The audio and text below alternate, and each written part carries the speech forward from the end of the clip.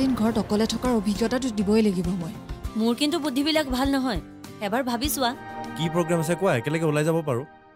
নাই নাই কাইলৈ প্ৰগ্ৰামটো মোৰ অকলে আছে হ'ব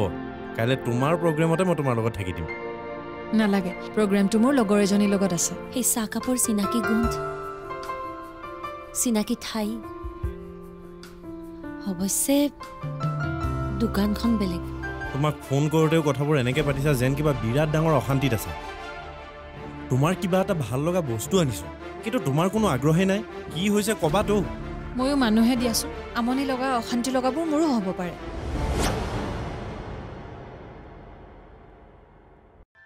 মই বেয়া পাম বুলি তুমি তোমাৰ অসুবিধা হোৱা কাম কৰিব নালাগে চোৱা মোৰ অসুবিধা হ'ব বুলি তোমাৰ মনত বেয়া লগা কাম মই কেতিয়াও কৰিব নোৱাৰো তাৰ মানে তোমাৰ মোলে ভয় লাগে এইটো ভয় লগা কেনেকৈ হ'ল চোৱা তুমি মোক ফোন কৰিছা মানে কিবা কাৰণত তোমাক মোৰ দৰকাৰ হৈছে তুমি অফিচৰ কামত বিজি নাছিলা জানো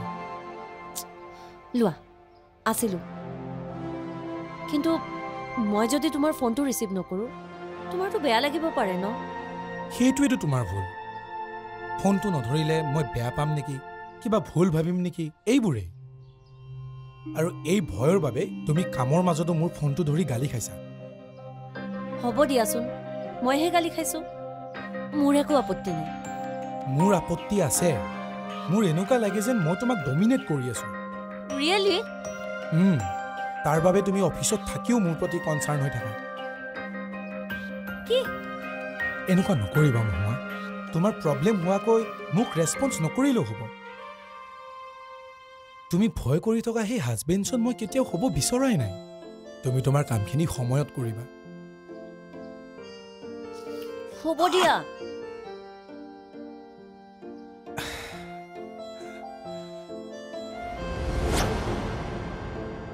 আচলতে চন্দন বহুত প্ৰেক্টিকেল ল'ৰা আছিল ইমোশ্যনছ আৰু ফিলিংছবোৰ যদিও বহুত বেছি আছিল কিন্তু সেইবোৰৰ লগত সি কেতিয়াও কম্প্ৰমাইজ কৰা নাছিল তাৰ মতে মই কেৱল তাক ভাল পাই থাকিলেই নহ'ব নিজৰ দায়িত্ব আৰু কামবোৰক সমানে ভাল পাব লাগিব প্ৰয়াগে কিন্তু দায়িত্বতকৈ কামক বেছি ভাল পায় সেইকাৰণে চাগে মোৰ প্ৰতি থকা দায়িত্বখিনি কেতিয়াবা পাহৰি যায় আজি কিন্তু তোমালে তেওঁৰ বহুত বেছি মনত পৰিব ঘৰত এনেকৈ সি অকলে আজিহে আছে নেকি এই অকলশৰীয়াটো তেওঁক অনুভৱ কৰিব দিয়া এটা তুমি কাম কৰা ফোনটো অফ কৰি দিয়া না না তাৰ টেনশ্যন হ'ব মেছেজ এটা কৰি কৈ দিয়া ফোনটো অফ থাকিব বুলি সি যদি কিবা বিপদত পৰি ফোন কৰি থাকে আৰু সি যদি তোমাক দৰকাৰ নোহোৱাকৈ বাৰে বাৰে ফোন কৰি থাকে এটা কাম কৰোঁ ফোনটো চাইলেণ্ট কৰি দিওঁ তাৰ মানে তুমি তোমাৰ হাজবেণ্ডৰ লগত যোগাযোগ বিচ্ছিন্ন কৰি থাকিব নোৱাৰা কেনেকৈ থাকিম কোৱা তাক যিমান বেয়া পালেও তাৰ ওপৰত যিমান খং উঠি থাকিলেও আফটাৰ অল হিজ মাই হাজবেণ্ড ন ব'লা ভিতৰত যাবানে ব'লা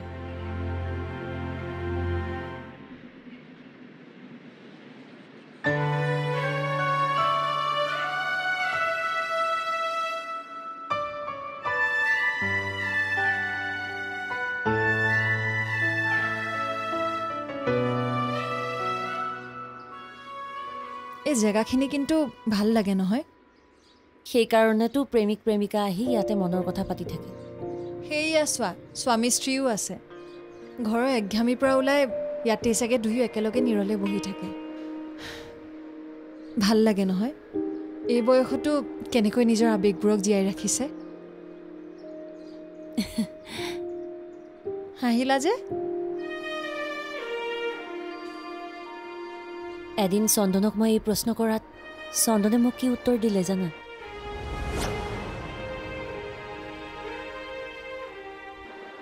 সেইফালে তাতে যে তেওঁলোক বহি আছে তেওঁলোকে কি স্বামী স্ত্ৰী নেকি এই বয়সতো কিন্তু সম্পৰ্কবোৰ ধৰি ৰখাটো বহুত ডাঙৰ কথা ন তুমিও ভাল ছোৱালী দেই এওঁলোক স্বামী স্ত্ৰী হোৱা হ'লে ইয়াত এনেকৈ বহি থাকেনে আহি তেনেহ'লে তেওঁলোক কোন কাৰোবাৰ পত্নী কাৰোবাৰ স্বামী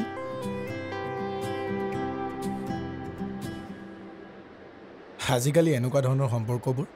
য'তে ত'তে দেখিবলৈ পোৱা যায় আচলতে মানুহৰ একো বস্তুৱে স্থায়ী নহয় মানুহৰ মন বোলা বস্তুটোৱে স্থায়ী নহয় কিছুমান সামাজিক নিয়মে মানুহক স্থায়ী হ'বলৈ বাধ্য কৰে কিন্তু বাধ্য হৈ কৰা কামত কোনো মানুহ সুখী হ'ব নোৱাৰে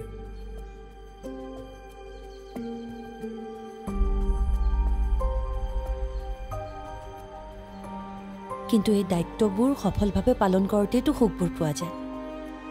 আৰু তেনেকৈতো জীৱনবোৰ চলি থাকে কিন্তু সেই সুখে জানো মানুহৰ হৃদয়ত শান্তি আনিব পাৰে মানুহে কেৱল সুখী হোৱাৰ ভাও ধৰি থাকে এয়াও এক বঞ্চনা সুখৰ বঞ্চনা সেইকাৰণে তেওঁলোকে ইয়ালৈ আহি সদায় এনেদৰে বহিবলগীয়া হয় সেই যে শিৰত ডাঙৰকৈ সেন্দুৰ লোৱা মহিলাগৰাকী তেখেতৰ স্বামী আন কোনোবা তেওঁৰ লগত বহি থকা মানুহজনো ঘৰৰ পৰা ওলাই আহোঁতে নিজৰ পত্নীৰ কপালত চুমা এটা খাই টেক কেয়াৰ বুলি কৈ ইয়াত আহি বেলেগৰ লগত বহি আছে সেয়া জানো সত্য চন্দন সত্যক তুমিও চিনি পোৱা আৰু ময়ো চিনি পাওঁ কিন্তু গ্ৰহণ কৰা সাহস কাৰো নাথাকে সেইবাবে সত্য কথাক মানুহে অপবাদ বুলি কয় মানুহৰ মনবিলাক সঁচাকৈ এবষ্ট্ৰেক্ট সেইবাবে মোৰ এই বিয়া চিয়াৰ প্ৰতি একো ভৰসা নাই বিয়া পাতি সামাজিকভাৱে এনেকৈ বেলেগৰ লগত বহি থকাতকৈ বিয়া নাপাতি মন দুটা একেলগ কৰি থকাই ভাল তাতেইতো শান্তি আছে হয়নে ব'লা ব'লা সেইফালে যাওঁ উঠা আকৌ ব'লা সেইফালে ব'লা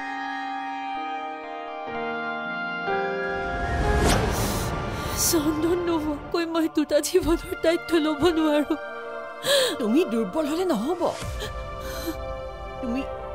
আহিব লগা সন্তানটোক লৈ তোমালোক দুয়োটাই মিলি যি সপোন দেখিছিলা এতিয়া সেই সপোনবোৰৰ দায়িত্ব তুমি অকলেই ল'ব লাগিব আৰু সেই সপোনবোৰৰ মাজতে তুমি চন্দনকো জীয়াই ৰাখিব লাগিব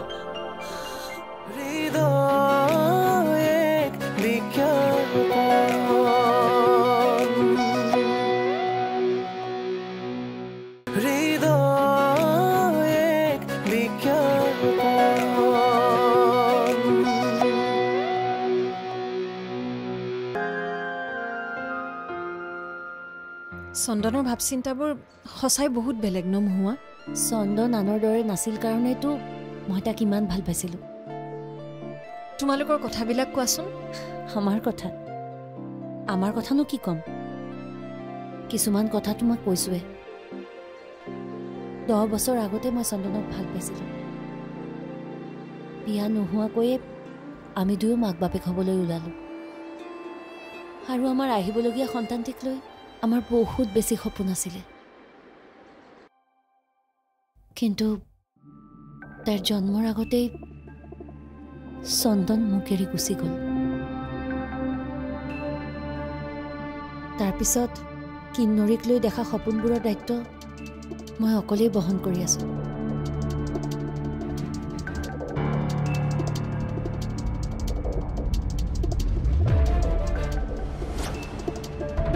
মাজনী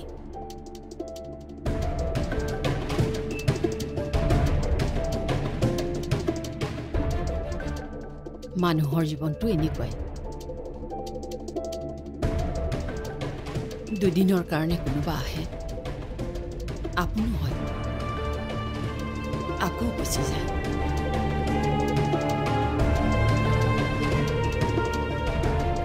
যোৱাজনৰ কথা ভাবি কান্দি থাকি একো লাভ নাই কান্দি থাকিলেতো আকৌ ঘূৰি নাহে তেওঁৰ স্মৃতিবোৰ মনত ৰাখি আমি আগুৱাই যোৱাটোহে ডাঙৰ কথা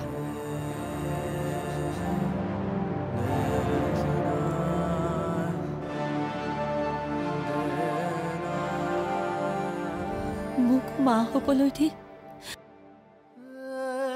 নিজে বাপেক নোহোৱাকৈ গুচি গ'ল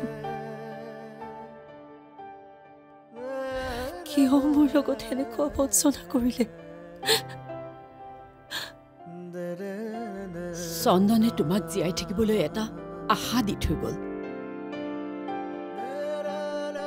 তোমাৰ ভাগ্য ভাল চিন হিচাপে তুমি কিবা এটা পালা কিন্তু মোৰ চোন একোৱেই নাথাকিল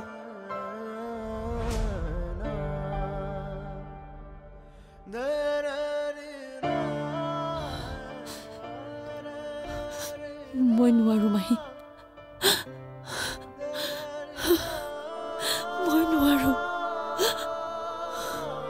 মাজনী মাহী চন্দন নোহোৱাকৈ মই দুটা জীৱনৰ দায়িত্ব ল'ব নোৱাৰো। তুমি দুৰ্বল হলে নহব। তুমি আহিব লগা সন্তানটোক লৈ তোমালোক দুয়োটাই মিলি যি সপোন দেখিছিলা, এতিয়া সেই সপোনবোৰৰ দায়িত্ব তুমি অকলেই ল'ব লাগিব। আৰু সেই সপোনবোৰৰ মাজতে তুমি চন্দনকো জীয়াই ৰাখিব লাগিব।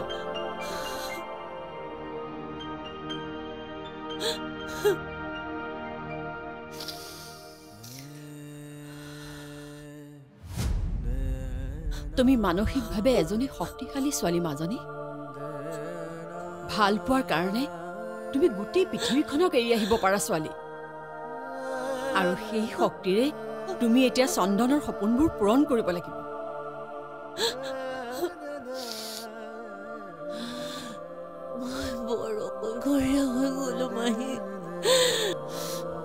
তুমি অকলশৰীয়া নহয়, তোমাৰ লগত মই আছো। তোমালোকৰ আহিবলগীয়া সন্তানটো আছে আৰু চন্দনৰ ভাল পোৱা আছে। আজিৰ পৰা তোমাৰ লক্ষ্য হ'ব তোমালোকৰ আহিবলগীয়া সন্তানটোৰ কথা ভাবা।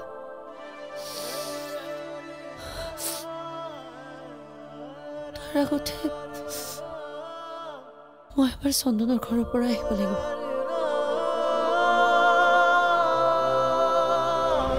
যিদিনা মই গম পাইছিলোঁ যে সি তোমাৰ লগত থাকিবলৈ লৈছে, সেইদিনাই ভাবিছিলোঁ চন্দন মোৰ পৰা আঁতৰি গৈছে। কিন্তু এনেকৈ চিৰদিনৰ কাৰণে আঁতৰাই পঠাবা বুলি ভবা নাছিলোঁ। মোক অলপ আশ্ৰয় লাগে, মোক অলপ আশ্ৰয় লাগে। মই তেওঁলোকক কম, মোক তেওঁলোকক অলপ আশ্ৰয় দিবলৈ কম। মাজনী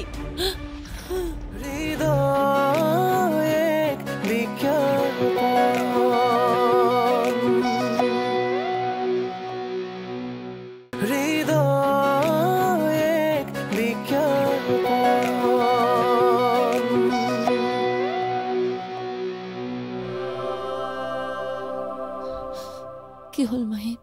একো নক'লা যে? যাবা জানো? মাহী, মই যাব লাগিব। মই তেওঁলোকৰ লগত এবাৰ হ'লেও কথা পাতিব লাগিব, নহ'লে চন্দনে মোক বহুত বেছি বেয়া পাব। আৰু মই তেওঁলোকক ক'ম যে মই চন্দনৰ পত্নী আৰু তেওঁলোকৰ ভৱিষ্যতৰ বংশধৰ মোৰ এই গৰ্ভত আছে। মোক অলপ আশ্ৰয় লাগে, মোক অলপ আশ্ৰয় লাগে। মই তেওঁলোকক কম, মোক তেওঁলোকক অলপ আশ্ৰয় দিবলৈ কম। মাজনী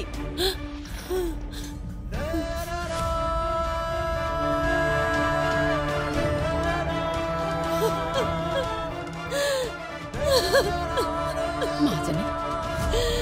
চন্দন,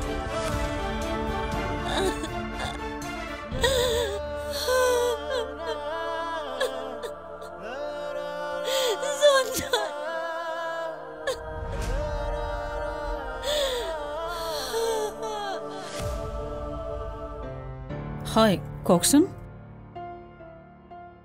তুমি? আপুনি হয়তো মোক চিনি নাপাব। মই মহুৱা, চন্দনৰ ৱাইফ। ৰবা,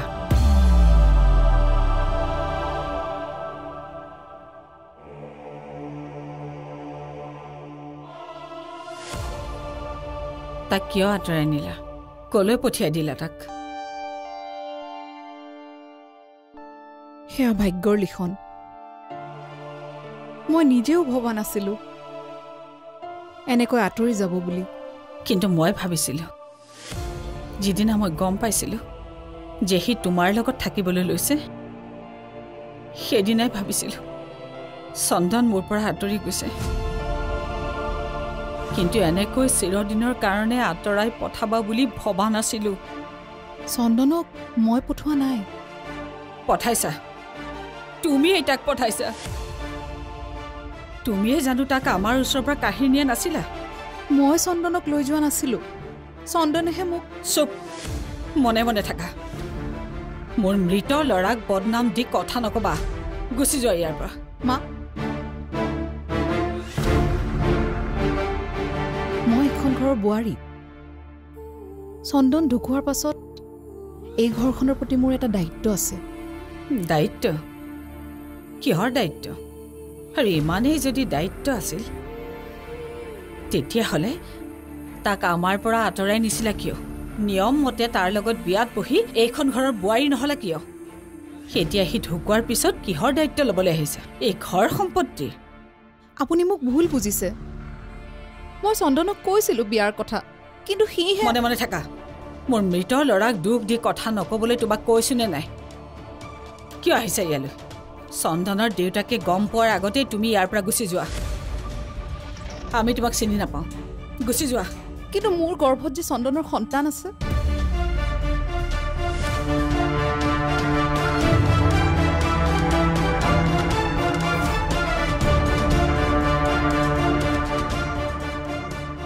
মই মোৰ কাৰণে অহা নাই কেৱল আমাৰ আহিবলগীয়া সন্তানটিৰ বাবে আহিছোঁ